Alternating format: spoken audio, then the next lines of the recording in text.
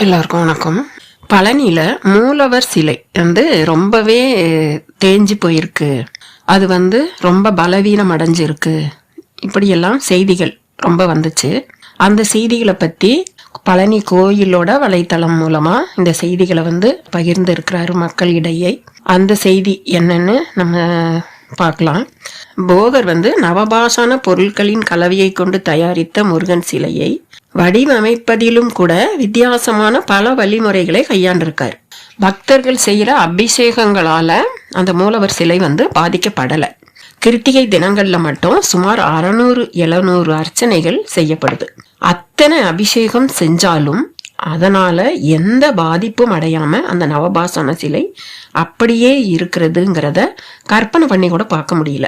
இருந்தாலும் அந்த சிலையோட பக்கத்துல போய் உன்னிப்பா பாக்குறவங்களுக்கு அந்த கழுத்துக்கு கீழே உள்ள பாகங்கள் அது இருக்கிறபடியான ஒரு விகிதாசாரத்துல இப்ப இல்லை அப்படிங்கிறது தெரிய வரும். பக்தர்கள் உபயோகித்த அபிஷேக பொருட்களால அந்த சிலையோட கைகளும் கால்களும் ரொம்பவே சேதம் அடைஞ்சிருக்கு இப்படியும் சொல்லியிருக்காங்க.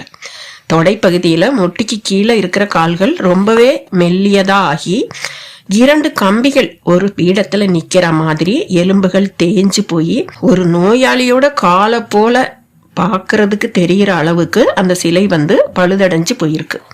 அது மட்டும் இல்லாம உடல்ல பல பாகங்கள்ல சின்ன சின்ன பள்ளங்கள் இருக்கு.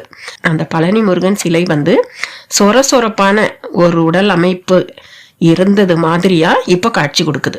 அந்த சிலையோட கால்கள் பலவீனமாக போனதுனால சிலையோட கனத்தை தாங்க முடியாம எந்த நேரமும் அந்த சிலையோட கால்கள் உடைஞ்சு போயிடுமோ இப்படி கூட ஒரு காலகட்டத்துல எல்லாரும் பயந்தாங்க. அந்த நிலை முற்றிக்கிட்டே போனதுனால பல பக்தர்களும் மக்களும் பழனிமலை சிலையோட உருவத்தை பார்த்து பயந்து தமிழக அரசுக்கு பல விண்ணப்பங்கள் அனுப்பியிருக்காங்க.